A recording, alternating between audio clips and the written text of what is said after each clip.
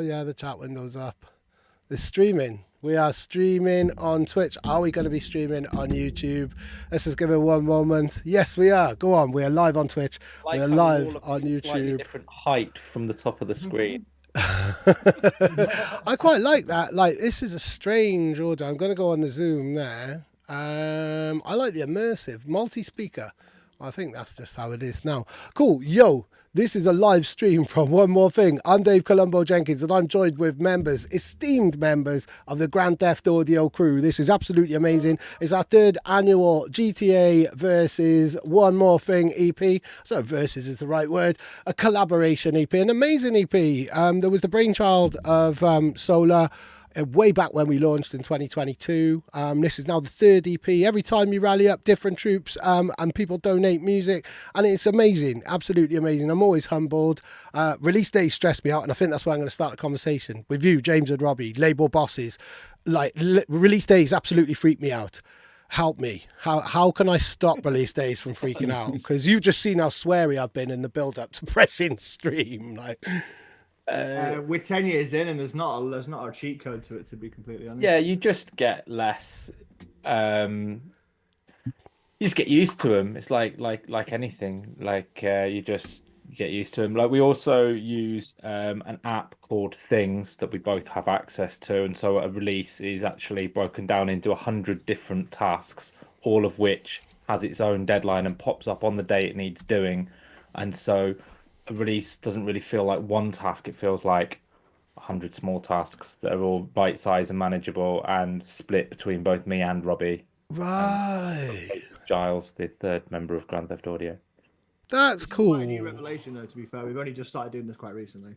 Yeah, we were running off a Word document, and then at Yeah. some point, when it was like 50 pages long and we couldn't find anything on it, we were like... That sounds like my story. That's literally, I run off like my notepad and scraps of paper. Like, I don't spreadsheet. That's even more old school than a Word We had a document. digital version of that, basically. Yeah. I can't spreadsheet. I hate spreadsheets. Just the look of a spreadsheet stresses me out. The mention, even though I seem to be saying this is the fourth time or third time I'm going to say the word in the space of 20 seconds, spreadsheet. It makes me feel sick. Like, yeah, it sounds like you're really nicely organized, and I love that idea. Other people have said that. Break it down. In fact, Nick from Noiser suggested this literally the other day to me when I was talking about doing a book project. He said, break it down to the smallest things you can do. And then it doesn't feel like such a massive task then, really, in that type of way. You've always got stuff that you're ticking off. Cool, because this is like a standard kind of day for you, a release day, really, isn't it? In terms of the volume that Grand Theft Audio put out is phenomenal. You blew my mind the other day when I was trying to guess all of the artists on this EP. And I was like, oh, I'll have a quick look on Juno downloads. And you're like, good luck, there's 180 of us. Yeah. I mean, right? I think you got Hologram right in the end. I got Hologram right, and I got RivalTechnique right. And you got Sola right. Yes. Yes, I did. Yeah. And I think, no, I didn't. On average, every single week, we either have a release as Sola or as Grand Theft Audio. Like, on average, one per week. Wow. Occasionally there'll be 0, and occasionally there'll be 2, but we aim for 1 a week. Occasionally there'll be 3 or 4. Wow. How do you even do that then? Because like, there's no space. Like, I hope that anybody watching this runs a label and that they're going to benefit. And if you are watching this, I can see quite a few viewers now on Twitch and stuff. Say yo in the chat and stuff if you want any questions, want to ask any questions to any of the talented people. We'll be able to do that and stuff. But yeah, I mean, how do you do that if you've got multiple releases on a day? And there's only so many channels, and only so many people give a monkeys.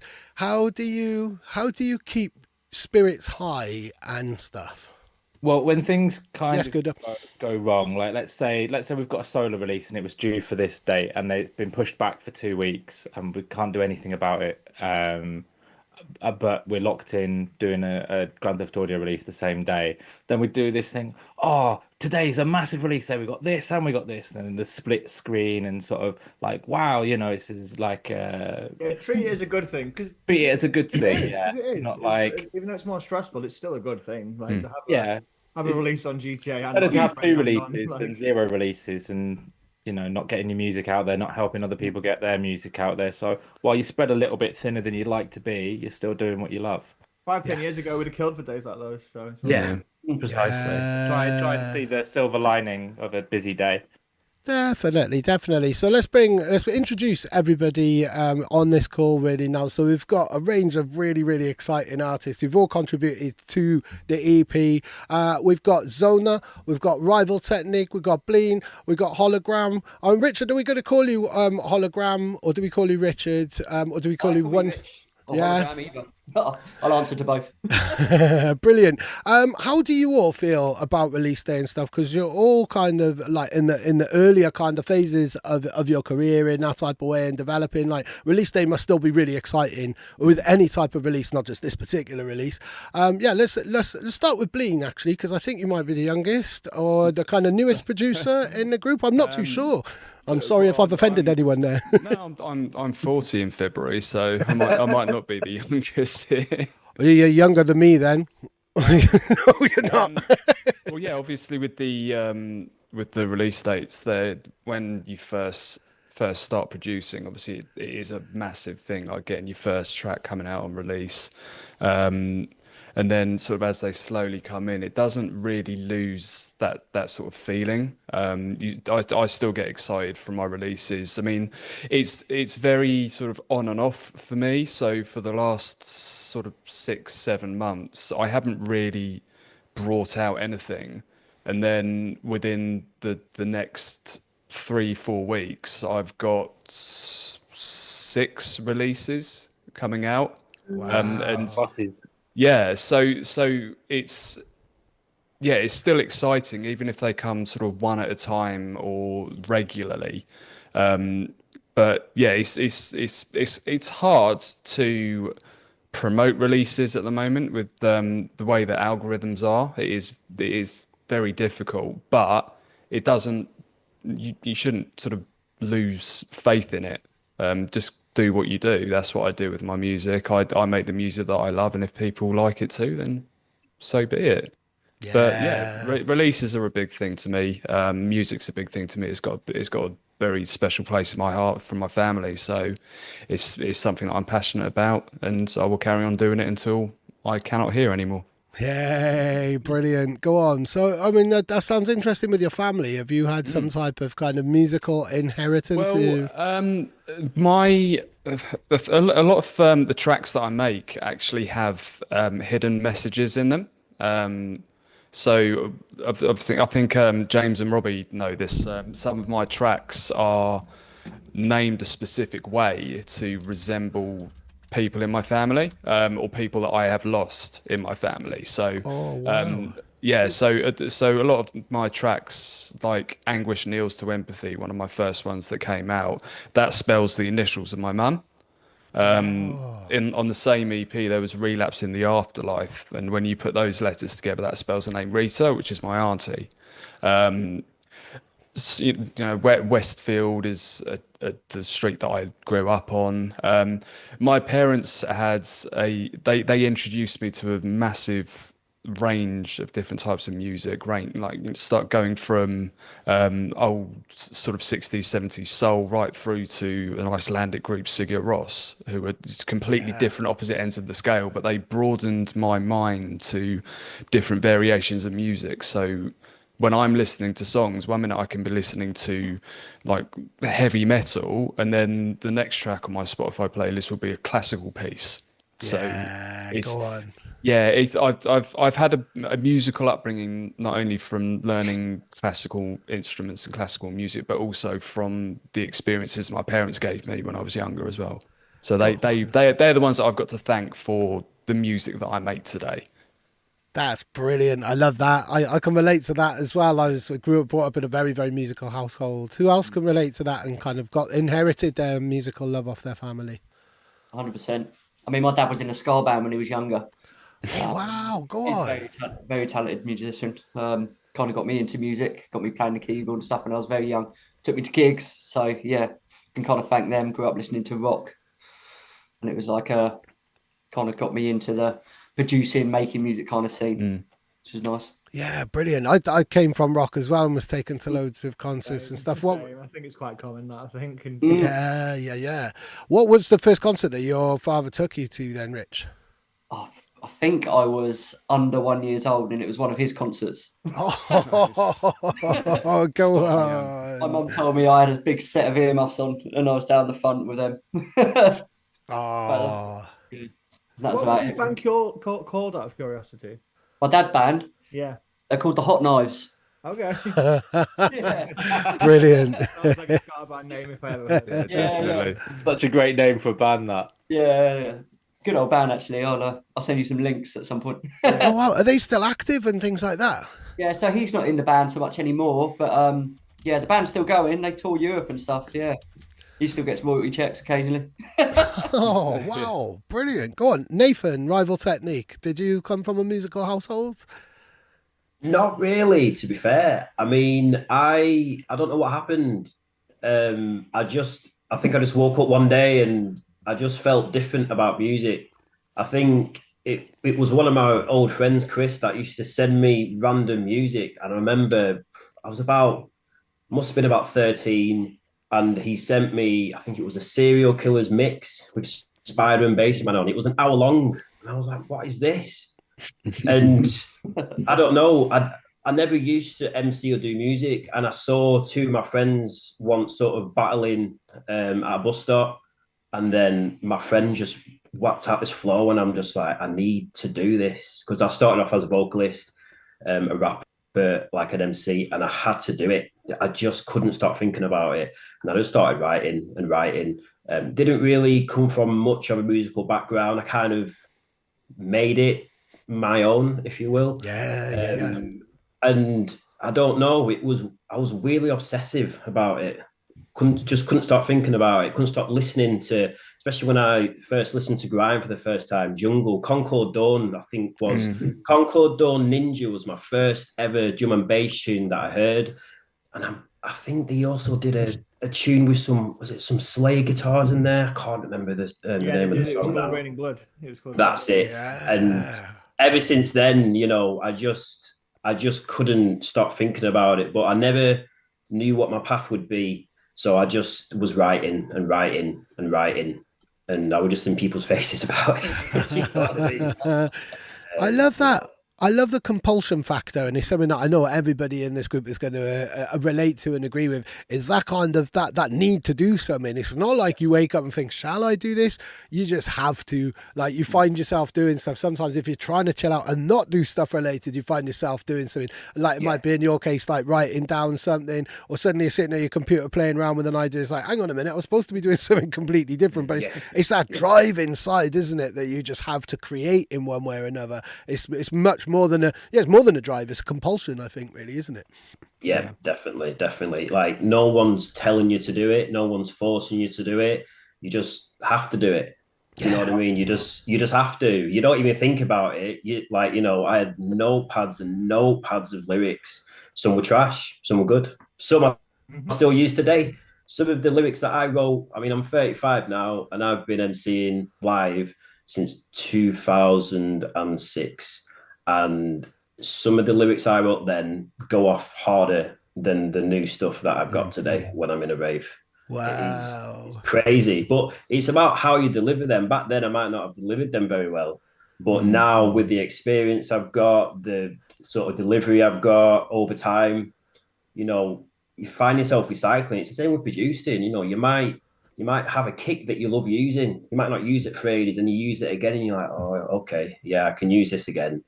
And it's about that, isn't it? You know? Yeah, definitely. Tom Zona, how about you? Where did your musical kind of DNA come from? Was it through nature or nurture?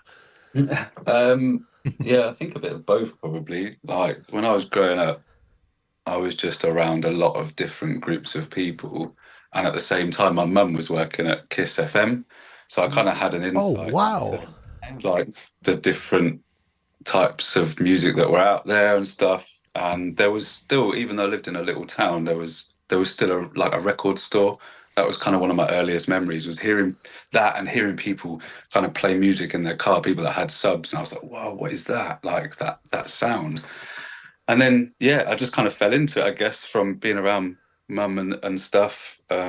asked for a set of turntables when I was 11 for Christmas, and she was like, "Yeah, not happening." It did happen, and yeah, it's kind of been at it ever since. And like you kind of hit on, just obsessed. I think I said the other day about some feedback I got from Brian G was that one of the first CDs I bought was Sound of Movement by Brian G. Yeah, go on. It's such a weird thing to think about now, that like that influenced everything that I do and everything I am and stand for. And then to finally get like the kind of nod of approval from Brian, like it's really mad, isn't it? You're really mad. Yeah, go on. How about you guys, Robbie and James? That's Robbie. James I've spoken to a little bit more. I don't know your musical heritage, but Robbie, you tell me first. Yeah, I wasn't brought up around musicians as such, but yeah, my mum brought me up on the Beatles and things like that, and I'd always go and steal her records and put them on. Yeah, I've been obsessed with music my entire life, man. Like, it's just what I've always been. It's all I've ever really cared about. Like, people always ask me, have you seen this film or that film? I've not seen any of them. But James been talking about this recently. We're not the film guys. When people were watching films, I was listening to music. When I was a kid. Yeah, I've been DJing for 18 years, making music for producing for about 13, but been properly for about 10, 11. And yeah, and then me and James were we always kind of knew that we'd known each other for a long time, but we both could kind of tell we were both serious about it more than some of the people around us maybe, and we were into the same kind of stuff. 10 years later, here we are. Wow, go on. I'm always really inspired by you guys and how you work. There's one of the kind of only few at your level who've been able to create a system, a process where you can do this full time. You know, there's a lot of compromises and there's a hell of a lot of hard work there, but the way that you guys work, and sometimes I've seen you when you're both kind of sitting together, or you're on Zoom for the entire day, really, isn't it? And yeah. I think to have a working relationship like that between two people, or, you know, with any amount of people, is a really special thing. You can't do that. You know, I couldn't do that with some of my best mates. Like, it's more than a friendship, isn't it, really? We're here every day, man, every single day. I respect the absolute hell out of that, man. And we versa, of course, man. turn up every day and we do our best to advance the label, to advance Sola, and to learn more about our craft, to improve and to level up. Yeah, on everything as well, whether it's little bits of A&R with the label, with production, with like running events. There's always something, social media stuff. There's always something. There's always a growing to-do list. Yeah, you get there, then there's larger excuse. Yeah. So back to your question about musical heritage, nature versus nurture. I do not come from a musical family at all. The kind of I've always been jealous of people who, like, their parents sort of introduced them to like Northern Soul and took them to gigs and that sort of thing. That kind of relationship with music with parents. I had that with my dad with comedy. He'd show me stand-up comedians. He'd show me Monty Python and the Two Ronnies and that sort of thing. So that's what we used to do. I didn't learn anything at all about music until I was about 13, 14. I had a friend called Ben Yent that I went to school with. And he got me into Prodigy, got me into like, I came sort of the wrong way around, really. I sort of got into like hard trance and then hard house and then happy hardcore and then eventually drum and bass. Sort of same. Like, I went from rock and all the rest of it, but then my first electronic love was hard house, hard dance, hard style, hardcore, anything with the word hard at the front of it. Yeah. And then it was like, as you kind of mature and find out more and hear more, then, and especially like, you know, in the earlier kind of pre-internet or early internet days, it wasn't so easy.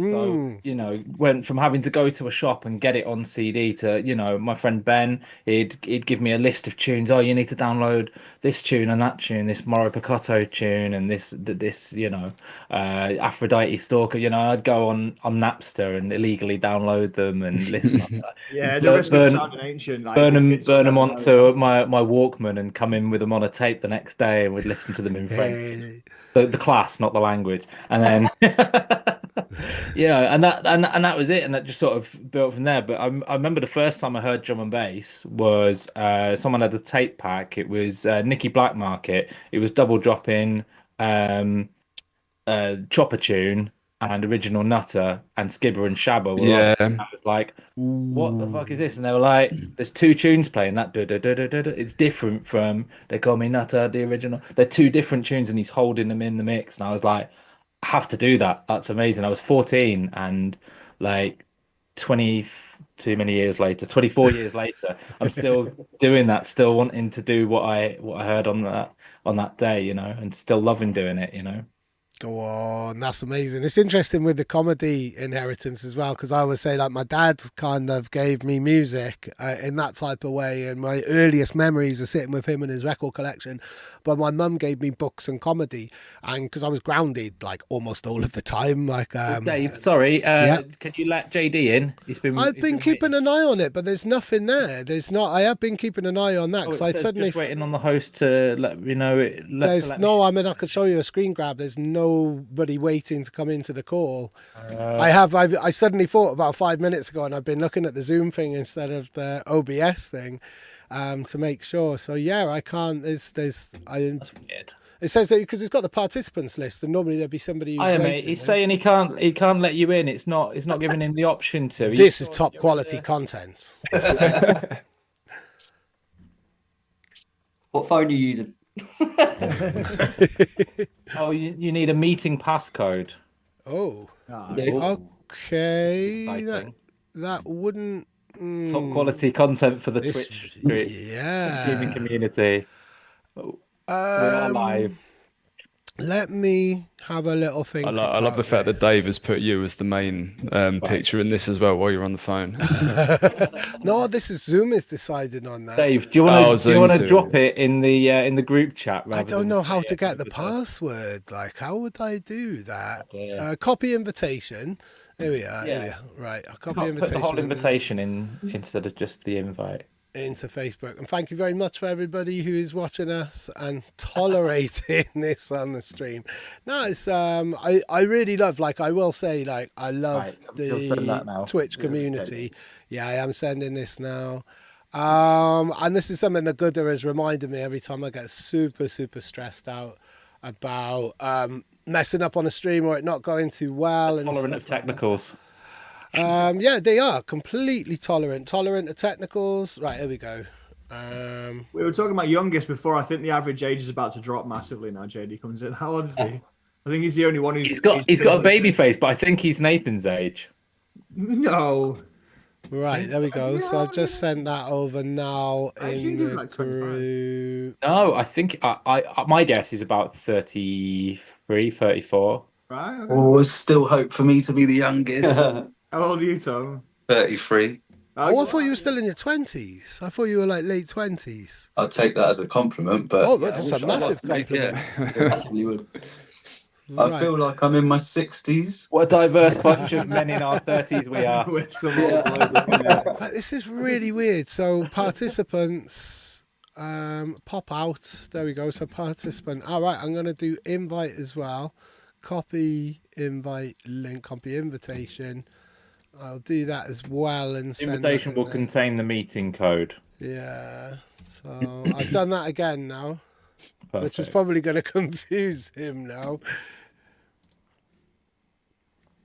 Yeah, like I was, I inherited comedy off my mum because I was always in trouble. I was never around. I was, well, and I was basically always grounded, and because of that, like I was just bored like all of the time. So my mum would go like, "Have you tried this?" So like Vic and Bob and Father Ted and stuff like that, I inherited off my mum, or books as well. Just like, well, why don't you try? So now I've lost like the list of people on the call now. So, oh right, yeah, JD nobody. Hey, now this is dramatic content. Now he's going to appear. We're going to ask him his age. How old are you? Go on, cool. JD. JD, can you hear us? Hey! Hello, JD. JD, how old are you? I feel like this is going to be a big reveal. 34, yes! 34. Can everyone see me in that? I'm sorry, I'm just on my No. phone at the moment. No, we can't see. No, we can see your name. You better be in costume. I've got nothing on, boys. Here we go. I wonder if you can see me now. He's got no body. Yeah, he lives up to his name in every possible way. Just a floating voice. Right, I don't know. Hang on, I think you need to open the Zoom app. If you've got it running in the background, your camera won't work. So if you're looking at Messenger, Oh, okay, I think I'm in the Zoom app. you're in the Zoom app. Yeah, one second. Turn on your camera. So my camera's on. I can actually see my face. You can see your face. I can see my face, but you can't see me. Oh, can you see anybody else's I faces? think you No, need at to, the you need moment to I include can't, the no. video on it, I think. To be fair, it'd be a pretty good Halloween costume to be the default Zoom screen. Yeah, that's it. His Oh, camera's I working. can That's what see he looks I like. can see everyone, but just can't see myself. I don't know why. That's really strange. Try your camera settings, maybe. Maybe I'm. Oh man, I'm doing. You're not going to edit this out, are you, Dave? This is the best bit. This is well, it's all going live now onto YouTube, so it will stay as that. I'll probably do an Like edited Dave and version as JD well. Well, to be sharing fair, a common I've interest spent right the now with character- technology. I'm fine now. I'm hosting a live stream. There's like at least 12 viewers watching from around the world. So my technical fears are over. I will carry on chatting though, JD, so you can crack on and find out a way of finding your face. And let's find out about some of the tunes. Let's find out. I mean, I was kind of going to start in the way that the reveal kind of worked from track 5 up, but let's go right. Nathan, RivalTechnique, because I heard that one first. I've heard you rap along to that. You came down to our second birthday at Planet Wax. So tell me all about Vandal. And like the more and more I hear it, the more and more I love those lyrics as well. And I've just been watching the documentary on Vince McMahon. Kurt Angle wasn't quite my generation of wrestler. So I didn't really, but then it was like, go on, Kurt Angle. Every time I kind of got a little buzz thinking about your track, really.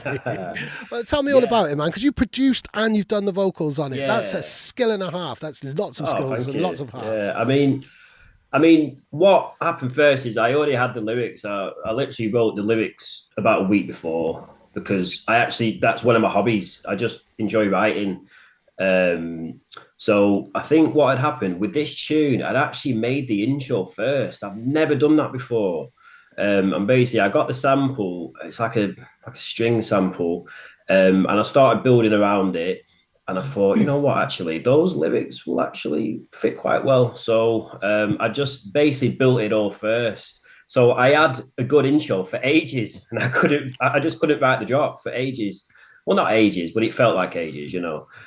So I thought, you know what I'm going to do? I just got a bass loop, and I just put it on the drop for now. I'm like, I'm not going to keep it like that. I'm just going to get something to just get the inspiration going with it. So I just got a bass loop, I banged it in there, started building all the drums around it, and started getting a little breaks. And I like the little salt and pepper, just like to add those little things here, like here and there.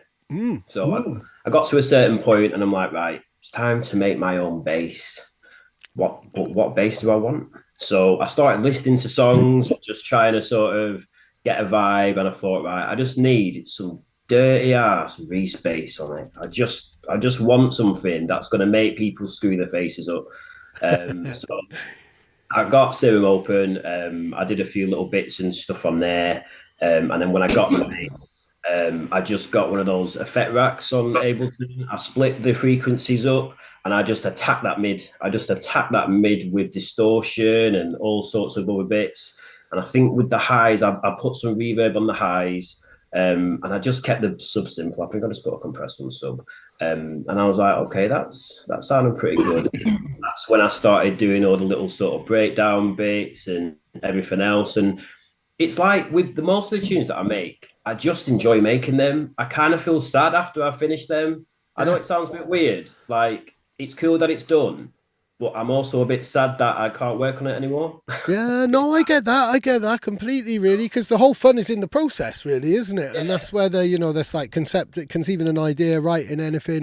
Like once it's done, then you kind of you've got to find it's over. That process is over, and there is this. Literally. The fulfillment is kind of making it rather than finishing it, really, isn't it? Yeah, exactly. And James helped me mix it down. The mixing down part is still that's still part of the process that I need to spend a bit of time on, to be fair. But I'll be honest with you, I find producing a bit like troubleshooting. in a way, if I get stuck on a tune, what am I going to do to get out of this kind of, I don't want to say rut, but what am I going to do to get out of this sort of block? Yeah. And it just came together nicely. It just did. I remember before I did much to the bass, I sent it to James just to see what he thought. He was like, I like it. I think the bass is a bit flat. I was like, right then, okay, I'm gonna amp this. I'm gonna amp it up. And yeah, it just seemed to work. I did I sort of put the lyrics on it again. I put another effect on the drop down, on the break up and stuff like that. A lot of automation on different bits. And yeah, I just had a lot of fun making it. And yeah, I'm just glad that you liked it. And yeah, when I heard it live, I was like, yes, this is it's what I wanted it to sound like. Does that make sense? Like, exactly how I wanted it to sound. And that's a real kind of feat for an artist, really, isn't it? Actually getting the sound out of your head and articulating it, or having the technical chops to get what you have in your head and what you envision actually to come out the speakers. That's essentially kind of that is the major skill of production. And it's really interesting to say about troubleshooting. I remember Workforce saying like production is essentially, or creation is problem solving. And I was like, fuck off, is it? And he was like, well, of course it is. Like, it is. You have an idea, you think of something that you want to do, and then you think, how do I go? Exactly like you say, troubleshooting. How do I go about achieving that idea that I've got in my head? Because at the moment, it's just a concept up there. How do I make it a reality? Whether that's a magazine, a book, a tune, a painting, a film, anything really. It is all problem solving. And when he said that, it was literally probably one of the most recent epiphanies I've had in my life, which has blown my mind. Because I don't see myself as a problem solver, but I am like compulsively creative, as we've already discussed. We all are. So it is that kind of problem solving, isn't it? It's a really interesting way, and I think that helps you when you hit a block. It's not a block, it's just another trouble to shoot, isn't it? Exactly that. And it's an excellent point, and it's why when I'm working with like I have people who come to me for one-to-one tuition, and one of the things I suggest to them is writing 3 or 4 songs at the same time. So they're like starting 3 or 4 tunes across 3 or 4 different sessions, and then when you run into a problem, stop, move on to the next tune. That's exactly what I keep in my mind, because that was one of the main things that James said to me. Something will happen on tune D that you'll solve, and you'll be like, oh, that helps me solve that problem on tune A. And something will happen on tune A, and you'll be like, that helps me solve the problem on tune C. And because you're advancing all of them at the same time, because you're not overthinking the problem, you're just moving on to the next tune, then you just get better at solving the problems, and you'll finish all of them at the same time. And it is just problem solving. I guess the one thing that you've got to do there is be careful, is that you not just end up starting more and more and more tunes to try and kind of break away from that. The golden sort of Right, because London Electricity blew my mind as well recently in an interview. He was saying how he got writer's block after he left hospital, and then he did this course. And I'd have to like get the link, and I'll put it in the description of this if I remember, because he says the name of the person, and basically it's like a course that you go on, and essentially the rule is you've got to write 3 tunes to scrap them. You are writing literally 3 tunes to put in the bin. And by the end of it, I mean, you choose whether you want to or not. But then because of that mentality, you don't care about actually, it's just like, well, this isn't going to go to a label. This isn't going to be a massive banger in my set. I'm literally going through the motions. And because you don't care, you suddenly start to really care, like, which I thought was fascinating. For the first time. Yeah. It's really cool though, because you're lit up from kind of above, so it's almost like a kind of angelic vibe, like going on. Cool. I mean, you in a cupboard? Harry Potter. I don't want anyone to know where I am. No, the truth is, he's hiding from the trick or treaters. Yeah. Like all of us. My van, and I'm outside my workplace because I didn't have time to get back to my studio. So I've plugged my phone into the vehicle. And here I am. Wow, go on, that's dedication. Well, JD, don't worry. Like tomorrow, if your van isn't working tomorrow, if you still got a flat tire tomorrow, because tomorrow is a new day. JD, tell them about your studio idea. Tell them about this studio that you're building. What you're going to do with this? You guys are going to love this. Tell them about it. Basically, my idea is to have more of a community project, and some.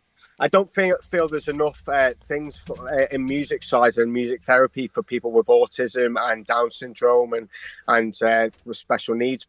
And even if it is available, it's probably very expensive. So I'm in an area where it's crying out for services like that, and even just community services for young adults.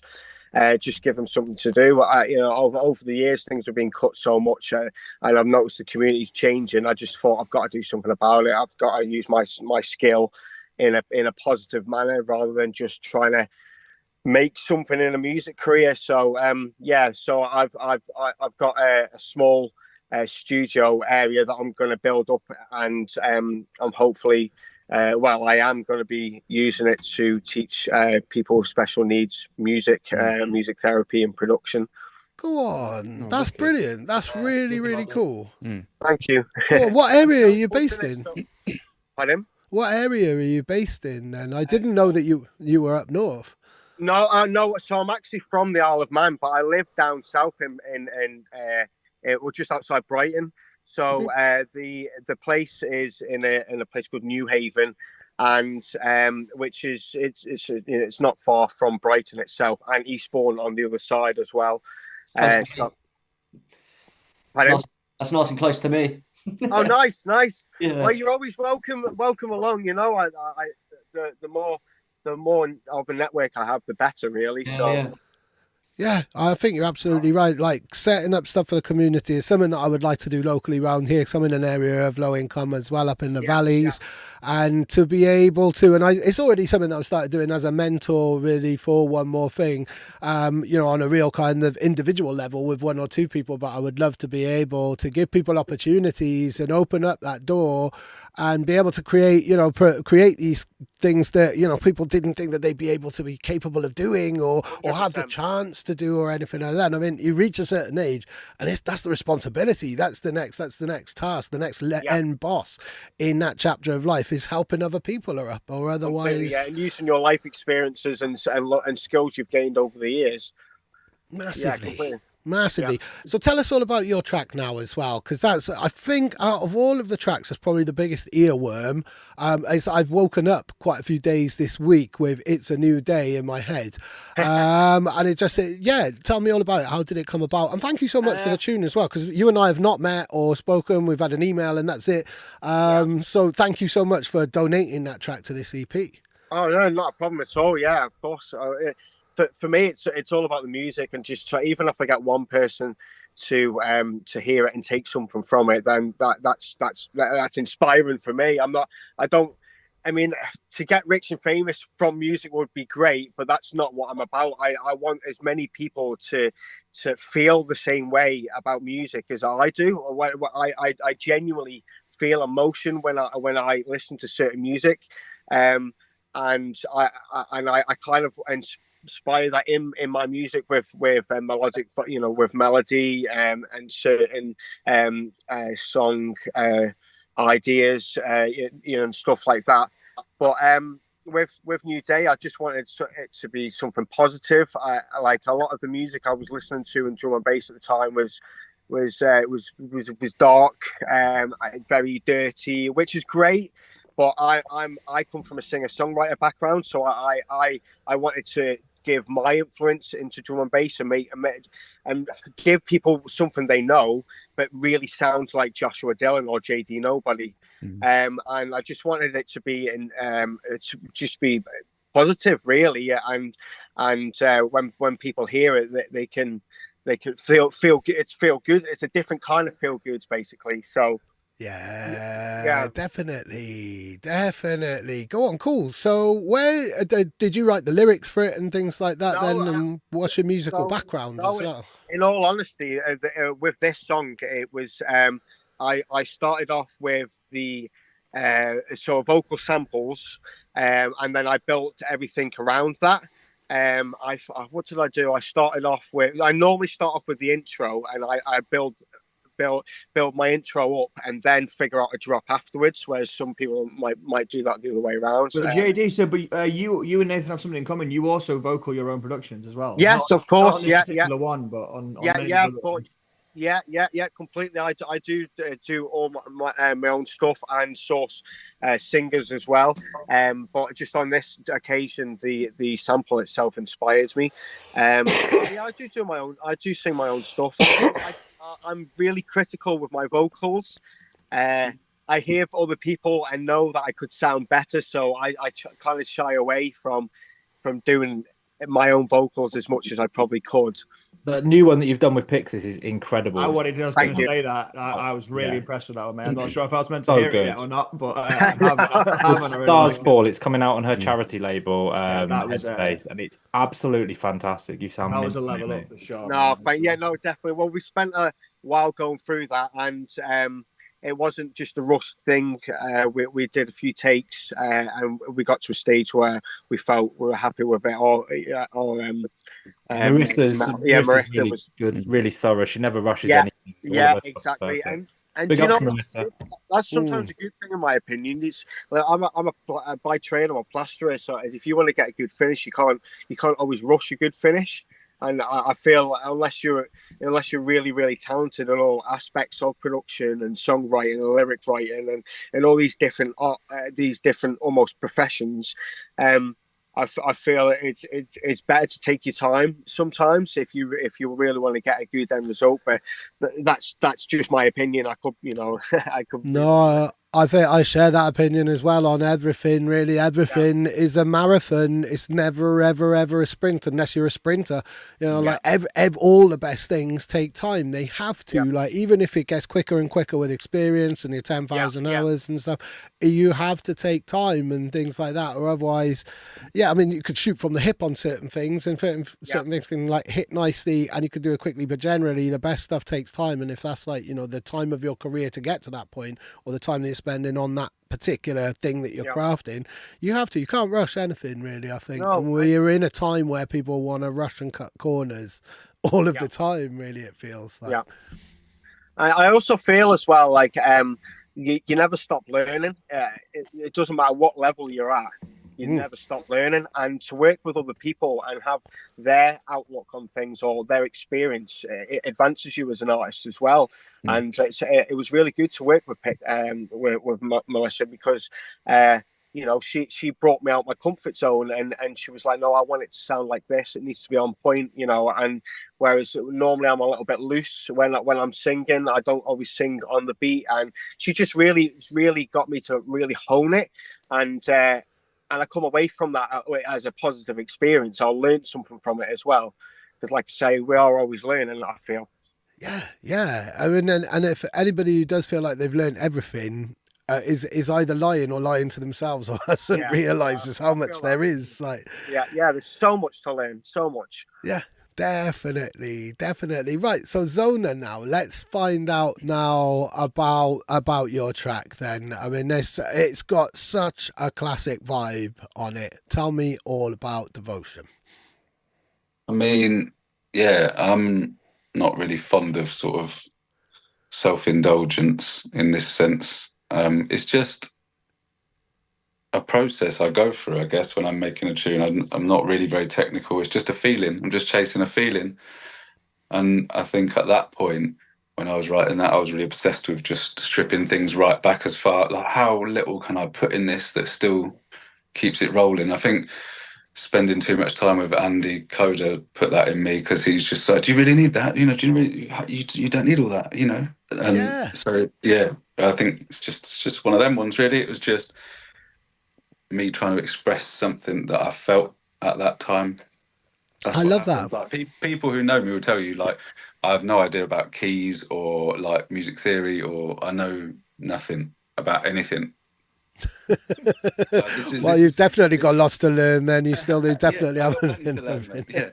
But I can't really tell you much more about the tune than that. It happened, and I hope it's not terrible. No, I mean, like I said, like, when I heard it the first time and when I've written descriptions and stuff, I'm literally, I'm comparing it to Sola material. I've used the word Marcus and stuff like that. It's that sound, and I wouldn't use those comparisons lightly either, really, in that type of way. And I think that whole idea of kind of stripping things back is so important. Like, yeah, Coda is an awesome dude, isn't he? And just full of knowledge. And I mean, I know that it's the advice that Goldie gives a lot of people when he gives these kind of, famous 4 a.m. calls and stuff like that. When he's giving advice to people, I quite often ask, and some people won't really say it, like, well, that's a private conversation between me and G.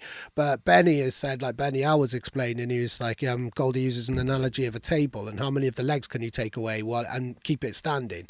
And that's kind of, like, how firm can you have that table standing? And I hope I'm not making a pig's ear of this explanation, but it's subtractive, like, and it's the same with kind of subtractive EQing. Instead of adding more and more, it's like, what can I take away in that type of sense, really, isn't it? And again, like, a lot of the best things are made, with a small amount, the least amount of fat as possible, really. You want to keep it lean, don't you, in that type of way? You just got to distill the core elements and make them strong and make them really mean something, I guess. Like, if it's there, does it serve a purpose? If not, does it need to be there? Yeah. And there is, I mean, you have fine-tuned a very particular signature. I think, I'd be able to identify a Zona production out of a lot of kind of, deeper pieces of drum and bass. I reckon I'd be able to spot yours if there was one track of yours in there. The chunkiness of the drums. Yeah, that's the worst mix down. No, not at all. You've got vibe. There's it nods towards the kind of creative source type of it's the original Liquid sound. Those chunky drums that carry it. There's nothing kind of light, about the kind of rhythm and the drive behind it, really. And I think it's the drums that you use, which I think I would be able to identify one of your tracks in there. And nice. I've played some of your music to High Contrast because he said that this type of Liquid doesn't exist anymore, and I was like, hang on a minute, and told him all about you. Like, it was like there is still that kind of old school sound, really. And I guess, I mean, that's, hold on, you did say your age, but I think it was before we were live anyway. But I'm trying to think, like, nah, you would have been 10 when that type of sound, 10, 15 max, really, when that type of sound came. I bought Sound of Movement when I was 13. So yeah, you're not far off. Yeah, spot on. Right, go on. But then, ironically and weirdly, I guess I kind of went away from D&B like that. It might have been the first CD I bought, but then the next was Toxicity by System of a Down, I think, potentially. So, and then I explored that rabbit hole, and so yeah, I think there's a lot to be said for people making drum and bass only being influenced by drum and bass. I don't think it bodes well, really, for diversity. I think you need to express other like a snake eating its own tail. Yes. Yeah, completely. Who's only listen to the Beatport Top 100. It's like a snake eating its own tail. Basically incest, isn't it? Yeah. It's just echoing and echoing and echoing, and you're just like, it's like when people dilute their ketchup because they haven't got very much ketchup and they haven't got very much money, and they put a bit of water in it or a little bit of vinegar in it, and then eventually the ketchup's just vinegar or water. I did not know that was a thing until my nan used to do that. Yeah, it's definitely a thing. Yeah, my nan did that. Yeah. I don't do it anymore, but no, it's definitely a thing. Like, but it is, and I mean, it's like, then why would you limit yourself to just one genre? Even if you just listen to electronic music. And there was a point in my life where I was purely electronic. I remember a good friend of mine, Dom, who might even be watching. Big up, Dom. Like, he put on Stevie Wonder at an after party once, and I was literally giving him the filthiest look. Took the CD out, I was like, never play that in my house again. And now we play Stevie Wonder every fucking day, like every day. Like, Stevie Wonder is one of the main kind of, like, especially kind of Innovisions and Songs of the Key of Life. Like, these are albums which I have on every tea time. But there was a point in my life where I was so dedicated to electronic music that I couldn't even imagine listening to anything like that. But even then, I was listening to house, techno, drum and bass, and all of the different genres. Like, the more you can take in, the more you can absorb, the better, really. And I mean, I know that you'd relate to that completely, Blean. Like, that's exactly what we were talking about earlier, wasn't it? Yep. Definitely. So I mean, in fact, let's stick with yourself, really, and Sola. How did that collaboration come about? And again, thank you, because this is the first time we've kind of really properly interacted or anything like that. So thank you so much for taking the time on the tune and putting it on this EP. But how did it all come about? Well, if I'm honest, the initial inspiration happened when I was on a family holiday in Cyprus. The hotel in the sort of canteen area was playing this sort of James Bondy style 60s soul strings. And I just listened to it, and where it's such a sort of historical genre of music, I completely neglected it. And what I tend to do is I voice note and voice record when I hear a melody in my head and I want to use that melody. I just get my phone out and just record, and just so at that point I was on holiday, and I heard the strings and I just thought, oh, you know what, and that was it. And as you can see on my phone, probably not. I literally just have like voice note after voice note after voice note of melodies that I've recorded. So you're never bored in that way. If you're thinking of an idea, you can just tap into those voice notes, and that's like, right, okay, I can start actually here. learned that from Woody as well, because he does that, and he said if you ever hear of a melody in your head that you want to use, just get your phone out and voice note it and voice record it, and then you can go back to it. So the initial strings were put down, and then what I tend to do with my music is I have my I sort of like a preset Ableton rack, if you'd say, which I use for my chords, and I just called it soft chords. It's sort of a meticulously put together contact instrument along with various post-processing, and I laid down some of the chords over the top of it to sort of complement the strings. But then when it got to the transition from the chords to the strings, I felt it doesn't have anything there to make it blend into each other. So again, I just got the microphone out and I just recorded a couple of random ad libs of me just going, ooh, yeah, yeah. And I blended them all together, delay, reverb, EQing and everything. And I sort of formed the transitions and the voice notes that you can hear throughout the track. Right. I originally pieced it together with just like a basic sub, and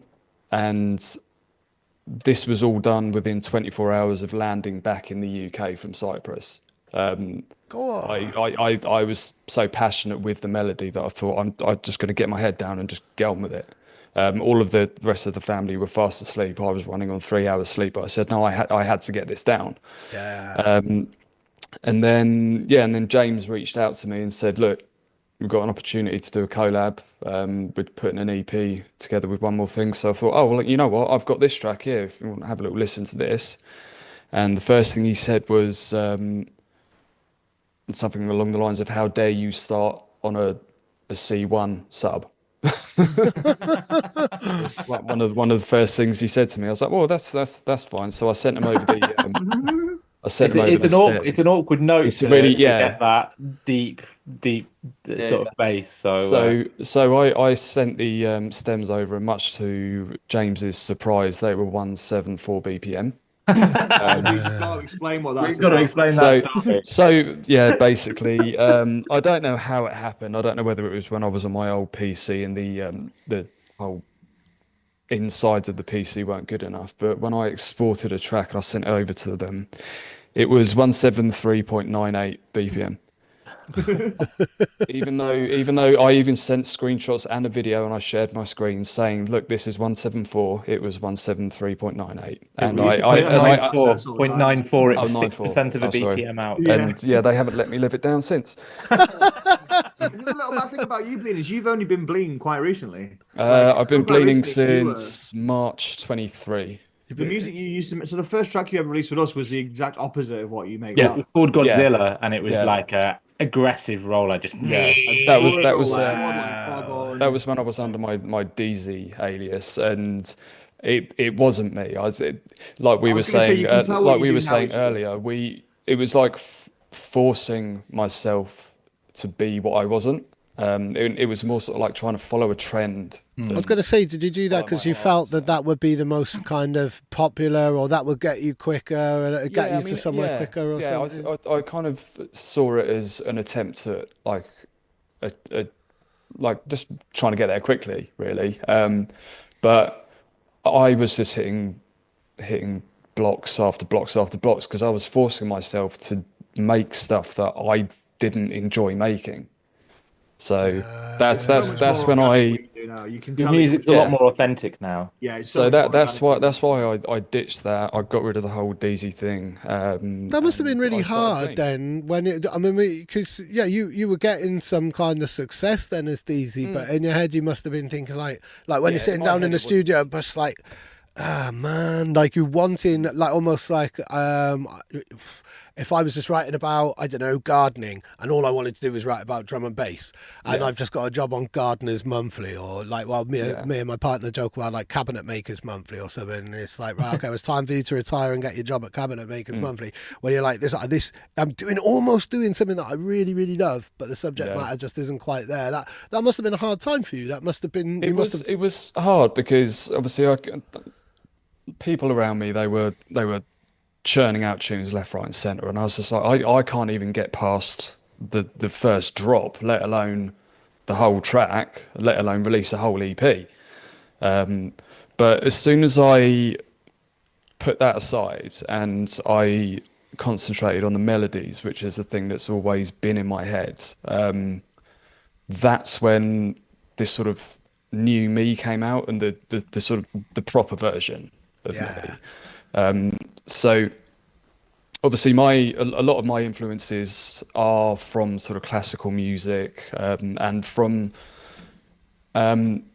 eclectic stuff. So what I tend to do when I hit a writer's block is I actually go and listen to Chicane's Sunset podcasts. Because they can range from your chill out Ibiza right through to movie soundtracks.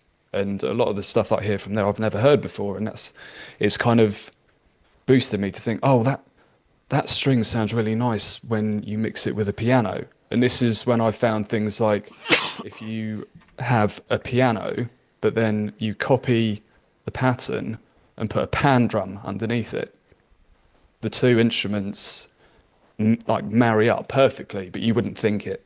Right, go on. So yeah, I sort of take a break and then come back with inspiration with my voice notes, and then take another break and then come back, and yeah, it's just sort of stuck with me with the whole melodies, and the whole sort of subgenre that I give off is more of a spacey, emotional melody as opposed to like your standard liquid. It's very what I like. And what I sort of aim for is if I play one of my songs to someone, that the biggest compliment for me would be to look up and just see someone with their eyes closed, and actually hearing the music, not just listening to it, not actually hearing it. Totally feeling it, really. They're like properly immersed in it.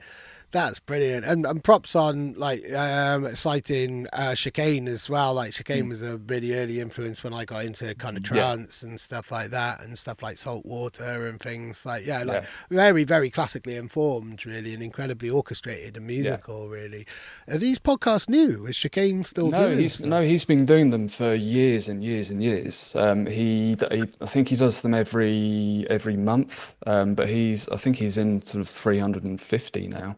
Oh wow! He's been doing them a long time. Wow. Go on, I know what I'm going to put on after this interview. Then that's amazing. So it sounded like, what was the kind of track like then? The Sola guys then once it was minimal, wasn't it? It was very basic. Yeah, we did a lot of the drum work, I think. On that one. Yeah. Before we get into what we did, something you said before about the voice notes reminds me of quite possibly the most embarrassing thing that's ever happened to me. So. For the last 20 years, I've always recorded voice notes of like melodies that I don't want to forget and bass lines and stuff. And one time after the Warehouse project, about 12, 13 years ago, went back to mine, and like maybe there was like 10, 15 people there playing like the orcs from my phone. I go to the loo, and as I come back, all I hear is my own voice over the orcs going, do do do wub wub wub wub wub. Wub, wub, wub, wub. Everyone's Brilliant. just looking at me, and I'm like, And then Baby Shark was born. and it's me doing some bass line, and it had just come on randomly on my shuffle. Back when you didn't stream, when you actually had the tunes on your phone. Yeah, on the orcs. Yeah. Did people know then, though? So the minute you left the room, they're like, let's go on his voice notes. There's going to be something funny. They were just on in shuffle. the shuffle on the phone. There was no Spotify or anything like that. They were just. I hadn't thought that they would be. Oh wow! So yeah, that was horrendous. But yeah, when he sent it to us, Robbie's right. We did the drum work. We like doing quite chunky drums on Liquid Tunes, but still. Not quite the same way as Zona, in a slightly more sort of punchy, modern way. Yeah, like a sort of more clean, less rough and ready way. We like quite polished but heavy drums. And then we redid the sub bass to spend more time at notes that would sound good on a sub. So very sort of like if you heard this in a club, like there's a lot of floor frequency, it would like vibrate the shit out of you. We like that. And then we added the trumpets as well, and like there's lots of little effects that sort of come in and go and that was my impression when he sent it back to me after they'd done their work. The one thing I said was, the sort of mid basses that you've added, I think need to come down a little bit. And I was just like, the sort of, I couldn't explain it. Up of like, I just seem to stuff remember you we don't were normally quite hear in Liquid Tunes. I seem to remember we were quite sheepish about the trumpets, but you were fully all down for the trumpets. Yeah, we didn't want to cheese it up too much. It's such a fine line with cheese, really, isn't there? And I love stuff which sits right on the edge of cheese but isn't cheese, if you know what I mean. But then everybody's idea and kind of concept and perspective of cheese is incredibly different as well. I think the trumpets fitted better because of obviously they had the sort of like the soul-y feel to them that married up with the soul strings. So I think they were a really good, really nice little touch. I wasn't expecting to hear them when they sent it back for the first time, but I was like, wow, that's brilliant. Yeah, go on. Amazing. It is a beautiful tune. I want to hear it through kind of bigger speakers and stuff. I've heard it through my headphones. It's tricky when there's already so much of a concept there, but I think we're quite good at that. We're quite good at building and adding our own flavour without sort of shoving the original idea out the way.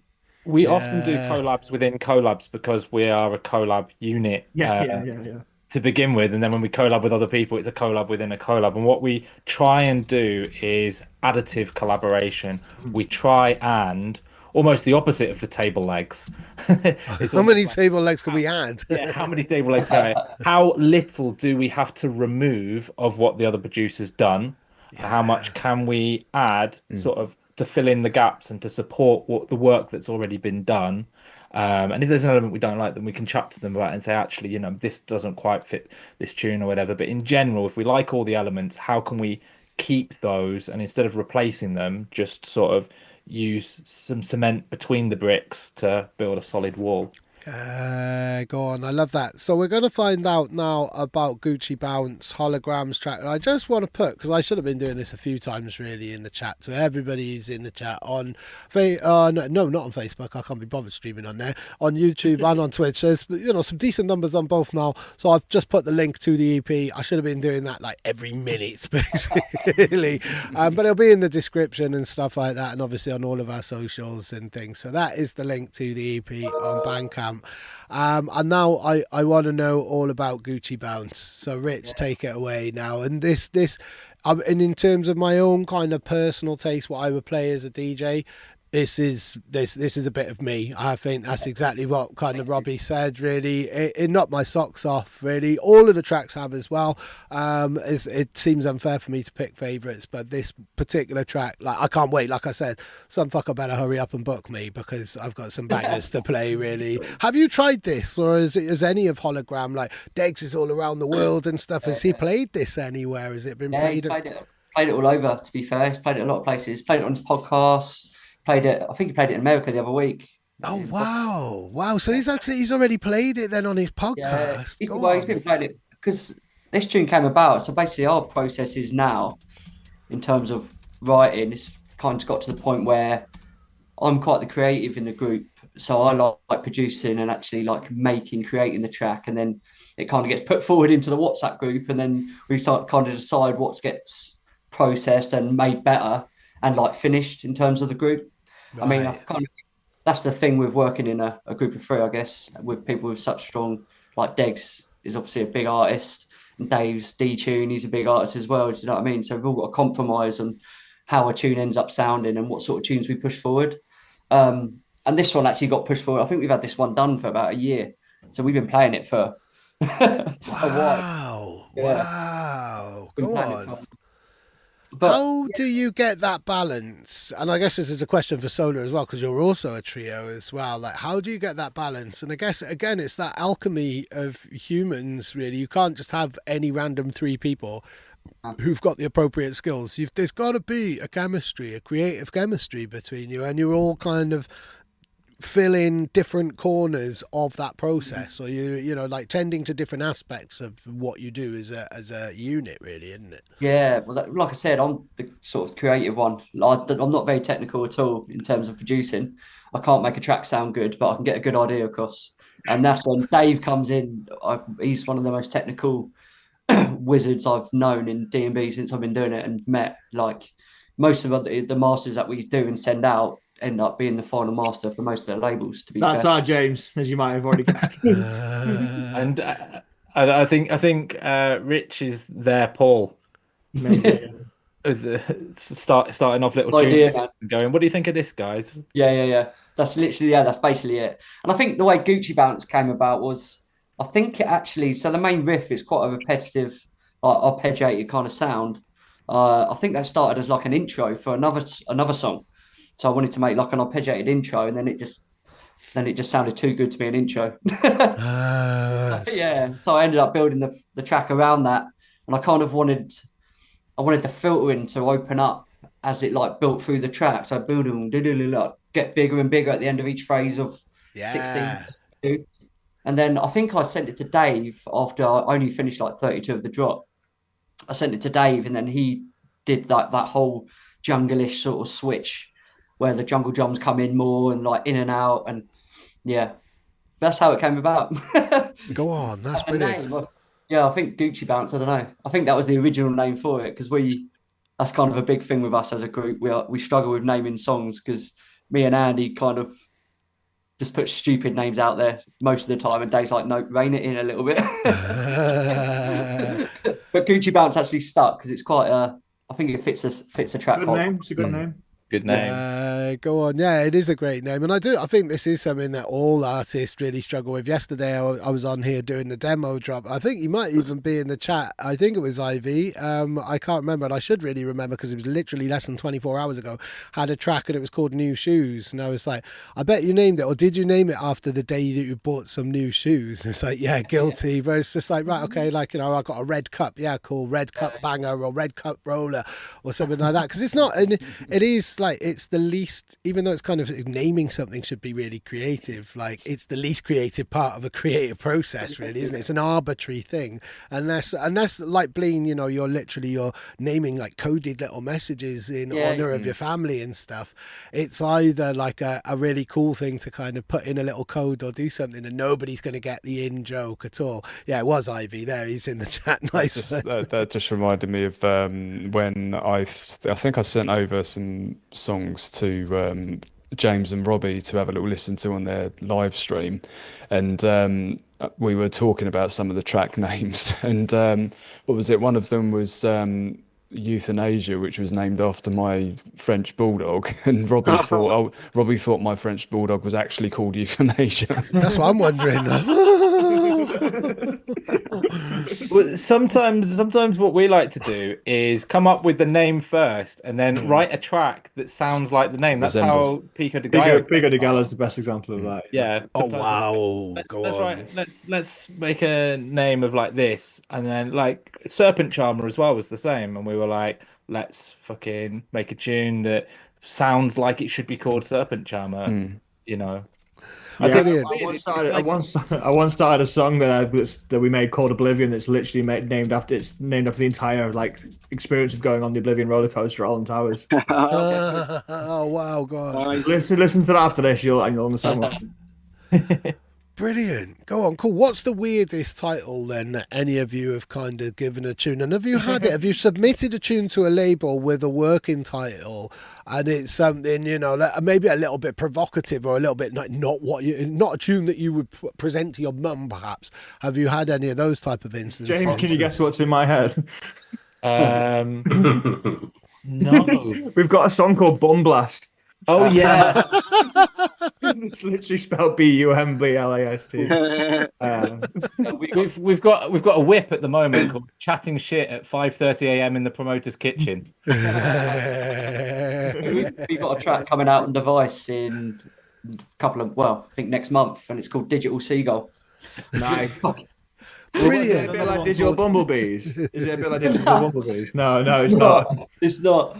No, it's a bit of a weird one though, to be fair. We're on another one at the minute called Space Gravy, which I quite like the name of. Yeah. Oh, yeah. I'd quite like a little jar or a bowl of space gravy. I'd have it like I don't. You can already taste it. On our things, it says develop space gravy, which sounds like the most mental task in the world to do.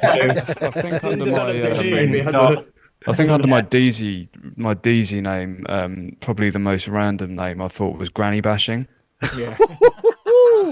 Oh wow! Yes, it is. But the thing is, again, that had a previous meaning, because when I was at my secondary school, this is going to sound really odd until I actually explain it. So at secondary school, I was actually in a choir, and we used to go around and sing to old ladies to basically try and get money out of them, and we called it granny bashing. I thought you were going to say it was masturbation. No, it wasn't. It wasn't. I thought it was going that way as well. Afterwards, I'm glad we all thought it was going one way, and it was much more innocent than that. Well, I thought it was almost or almost violent. Like we started singing to them, we weren't getting enough money, so we just pushed past them and went in and nicked their tellies instead. Like. Cool. What is everybody's plans? Let's sign out now and wrap up, because I'm really hungry for my tea. I don't know. I think Zona might have quietly departed. I can't see him on the grid anymore. Yeah. I've got a night shift in about 2 hours. Oh wow! Oh God! Wow!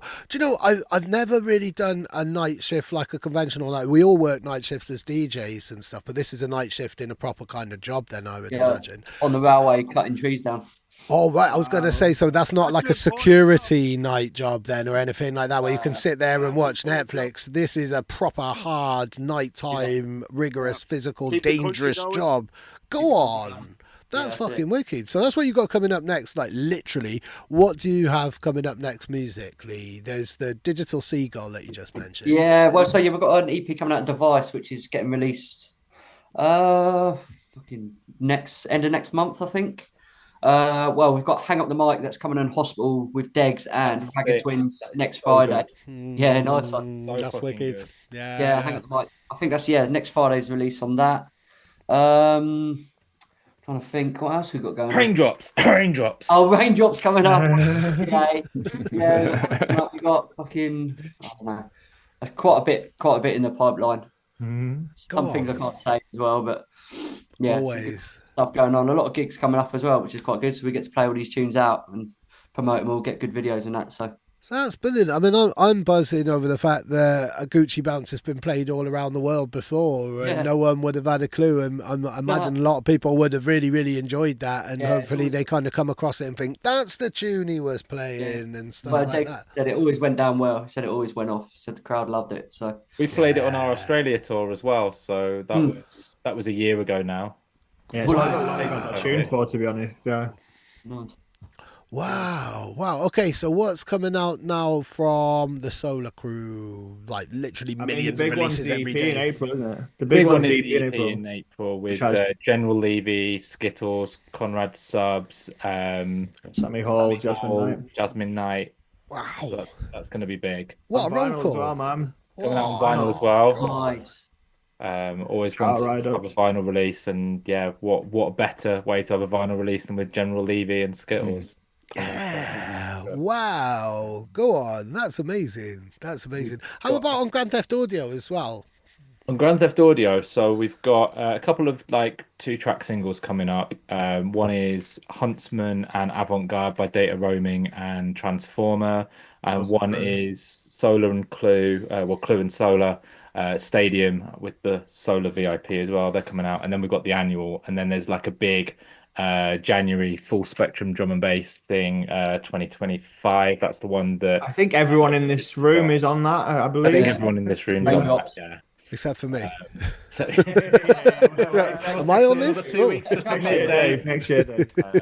But yeah, we've got a 2-track single coming out on Dance Concept. We've had a tune that we made with Genesis, Elijah, and Idna being taken by a big label that we can't talk about yet. Wow. One of our biggest unticked boxes.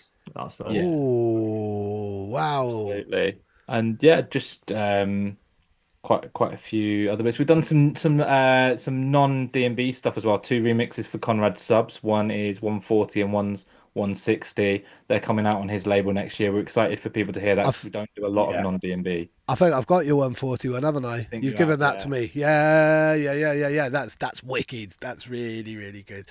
Go on, cool. So Nathan, RivalTechnique, what do you have coming out? What are you up to in the near future? At the moment, I am kind of in the process of finishing some bits off. Me and my partner are actually expecting our first child in December, so I've had to slow things down a little bit. Yeah, so usually, James and Robbie will say I'm usually, I do churn things out, but I've had to kind of take a little bit of a step back. Currently got some vocals over to Sola the other week. Which I'm quite happy about. Quite a vocal heavy song. Now I've started writing more. I don't know. I used to do a lot of just normal features, but now I'm starting to get into the world of actually vocaling full tracks now as well. I've just got some dubs to finish off as well. But I think at the moment, I've got other things going on. So. Once I've got the little lad into a good routine, I'll be able to pick things up a little bit quicker and get back to my normal pace. I'm always trying to sharpen, keep the tool sharp, if you will. But you know what it's like; things can slightly get in the way. But once I'm set up and I've got my life kind of in a bit more settled, if you will, I'll be back on it, and you'll hear my voice a bit more. I'm currently writing a feature for Data Roaming, Australian producer at the moment. And to be fair, maybe next year I'd love to work with some of the people in this chat as well at some point. Oh, and that's wicked. And what I found with a lot of people, and certainly what I found with my own working process with what I do, is that when you become a parent, you suddenly, a lot of the things that you would kind of chill out and just take your time over, like selecting instruments or kind of fannying around with tiny little elements, you don't bother with. You crack on because your time is more limited, so you're a lot more efficient with your time. And then I think as time goes by and you manage to claw a bit more time for you back as your kids become more kind of independent themselves, is like you're able to kind of get back into the flow that you were, but you do find that you approach it in a completely different way and you make the most of your time. It's like, right, I've got 2 hours here, and you don't bother with kind of half hour on Facebook and the other hour and a half creating, you're literally in the moment because you know that that time is even more precious.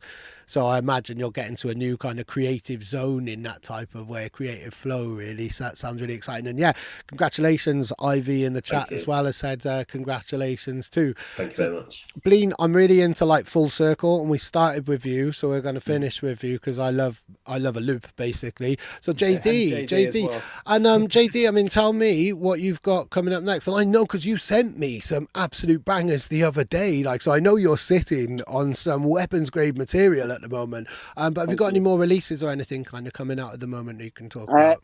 Right off the top of my head, I can't think of anything, but I know I've got stuff with you. Also with Dirtbox Recordings. Yeah. Trigger Fingers. Yeah, Trigger Fingers. Conrad Subs' his label. Yeah, so kind of subs, yeah. And then there's obviously, I think I've got something coming out on Grand Theft Auto. Is that right, James? Yeah. Okay, so I'm basically at the moment I'm just in the middle of just setting my studio up, and then probably I have got things up and coming that I need to finish off, but I'm just so busy just trying to catch up basically. Just set my studio up, just trying to keep on top of work, and just trying to keep the ball rolling. But I know and I've got one coming out with Pixis. That's going to be on her charity label. That's for me. That's probably one of my best vocal songs, as you guys have said as well, from the ones I've heard it before. But apart from that, I can't really give any specific details. Just mainly because I haven't got anything in front of me to give you. I do apologise. No, that's fine. You guys excited certainly about the Pixis one. Sounds really, really, really cool. So I'm looking forward to hearing that. Yeah, well, I'm not gonna. I don't know if I'm allowed to say much because I've not asked for permission. But I know she's going to give it to a streaming service, a label / streaming person, and hopefully if that comes out, for me that would have been one of my highest achievements to get onto this label or to their streaming part of it. So I can see that my music's definitely going upwards, and it's just giving me more inspiration just to keep making music every week. But obviously, as we all know, life gets in the way. Yeah, it really does. But that all sounds really exciting, as does your studio concept and your studio initiative as well. So I wish you all the best of luck with that as well. So that sounds amazing. Thank you very much. We'd love to support it and kind of highlight it editorially with other aspects of what we do with One More Thing as well. And let's Blean. We started with you, so you can wrap up now and tell us what you're up to. Right. So yesterday, I know we're talking about the future, but yesterday I had my my first UKF premiere, which was quite a big step for me. Baby. JD knows what I'm on about. So obviously tomorrow the EP is coming out, but it's also the release of the collaboration I did with Etherwood. Oh wow! Okay, so it's double. It's one of those double release days that we were talking about earlier, right? Yeah. Wow. Okay. So it's One More Thing versus Etherwood, really, isn't it? This is fighting talk. It's been a long time since I've spoken to Woody. Big up, Woody. It's been a while since I've spoken to him because he's useless at getting back, but he does eventually. Releases wise for me, I've got a remix of a track that I fell in love with, which was by Kilo. Me and another producer who's very sort of similar minded to me, Block. Me and him are doing a remix of that, which is coming out on the 15th of November. The week after that, I think I've got a track that I made with Oversight, who is a guy who's also from Kent. He's actually quite local. He's a good friend of mine. Joe, I think. Yes, isn't it? Joe. Yeah. I've spoken to him before. I think released one of his tunes on a free downloads. Yes. Yeah. I remember. We managed to get a Vision Obi on the vocals for that one. Oh, sick! God, cool. Yeah. Nice. So we've got that one coming out.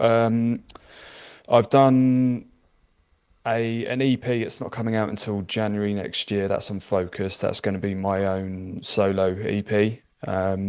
Collaborations wise, there's a track or a couple of tracks with Harry Shotter that's coming out in the near future. We haven't got any sort of definite dates yet, and I've from word of mouth from Harry Shotter, I'm potentially I'm just waiting for them to return back. I've got a sort of like a roller track that I'm doing with Inja and Harry Shotter as well.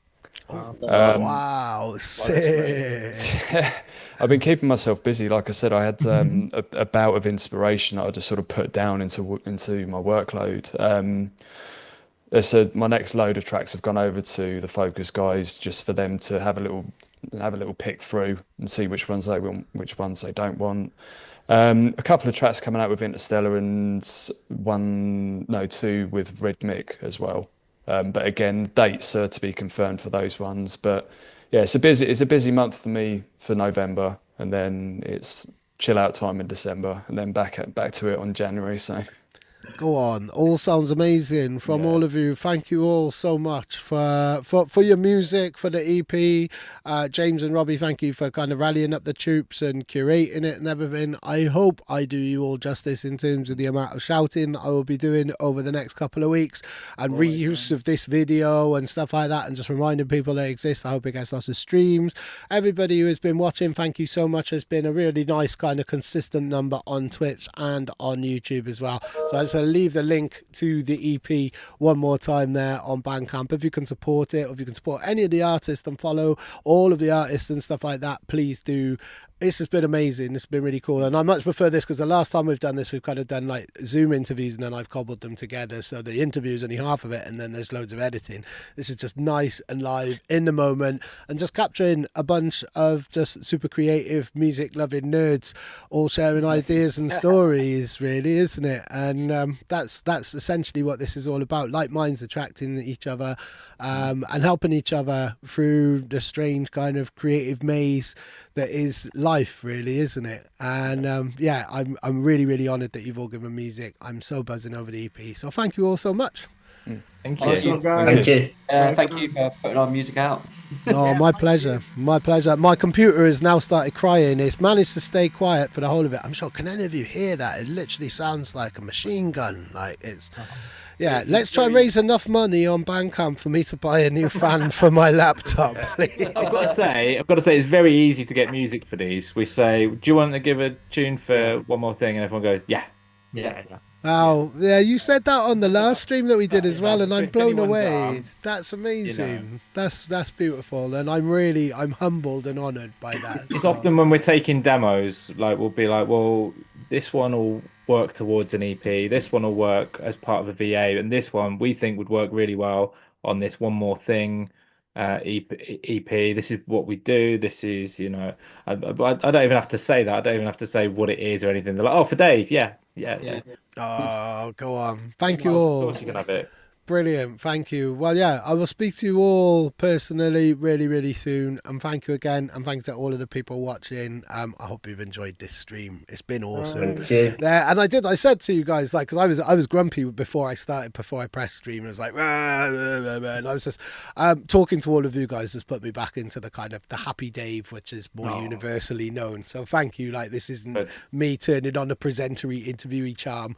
I have, the minute we just started talking, the stresses that I've been feeling for the previous few hours are really feeling insignificant now. So thank you all. You put me all in a better mood, and I will speak to you all again really soon. Hang on. Who is the contact? Oh, here we go. There's nice one, good there as well. So Ivy is asking, what is the contact for GTA demos? So this is a nice way to sign up. How can people get music to you guys? GTARexDemos@gmail.com. GTARexDemos@gmail.com. Rex and art demos at Rex spelled like RECS, not like wow. Brilliant. Go on, can you do that again? I enjoyed that. Brilliant, awesome. Right, cool. On that old school note, thank you very much, guys. And